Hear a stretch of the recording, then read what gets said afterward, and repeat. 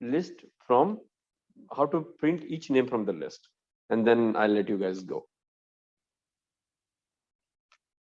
Okay, let's take the same name. I want to print this list. I have two ways to do that. I can say that for n in names, like this. I'm using for loop, and you already have learned it, right? In the last class, I guess, or the class before that. For loop will iterate each entry in this list.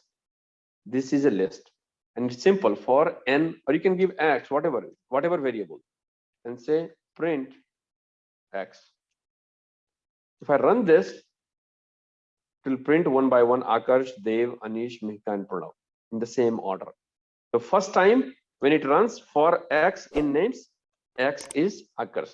Next time it runs, x is Dev. This x assume the value of the second, third, fourth, fifth, sixth entries for each entry. In each iteration of the loop, x is that particular entry. It's pretty straightforward. The one downside of this approach, you can't modify x. You can't say here x equal to, suppose I want to print and say print, not print, sorry. I can't say x equal to, I can't say, I can't modify the name here because is this a read-only variable? You can't update the variable. You can't say x equal to this and then print. If I try to do this, the system will give me an error saying this is not allowed because yeah, this is in the read-only mode. Oh, basically print it. My bad. I can't say names in 0. Akarsh. You can't modify the entry here because you are reading the values in a loop. Second approach is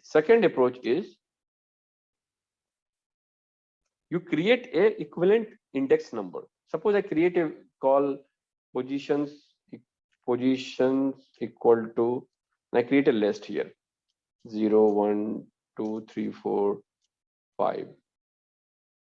Suppose 4, and I say for I in positions, and I say print, but I'm not interested in printing the position. This is just my position numbers. I'm interested genuinely in the names, and then I will pass I, because remember it can be a variable. So I say I in positions and print I. The whole idea is to get position number 1, 0, 1, 2, 3, that number increment, and that number I'm passing here in the variable, the list name. If I run this second approach,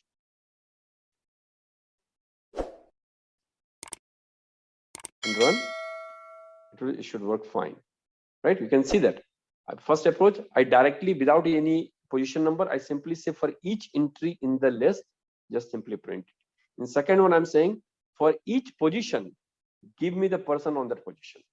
So rather than using direct entries, I can use position number to iterate in the list. And why do I need this list? I really don't need this. I can simply say this position as, I can simply call this as range. Remember, range will give me range of, it will give me a list. Range is a function in Python.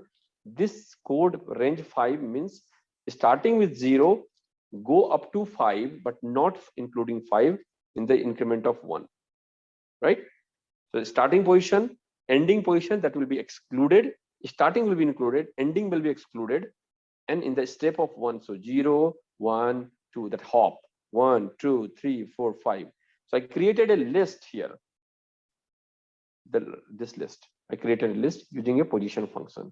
So rather than saying position as a list and then using that position number to get the value from that list, main list names.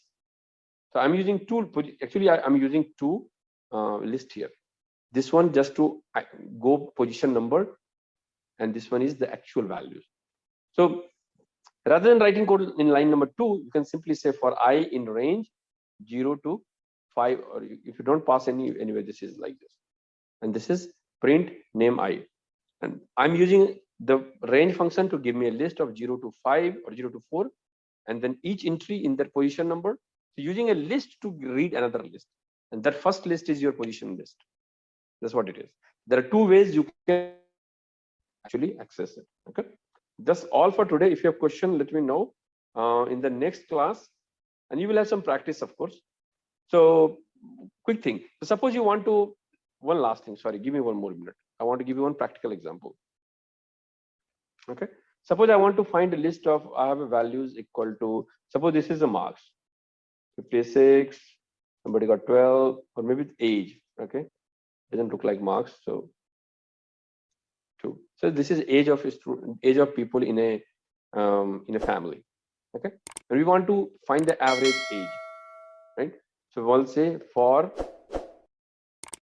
I in values, say sum equal to sum, which is going to be our, let's declare a variable called sum equal to 0,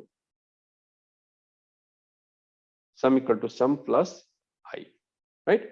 In each iteration, I will have the value I will be first time 56, second time 12, third time 33, and so on. And I declared a variable sum, and that sum I'm gonna add whatever is the new value. So you have already done that in the loop. So list, you will see a lot of loops. You will see some, if else also. Suppose I want to tell you, find only the even numbers, sum of even numbers in this list.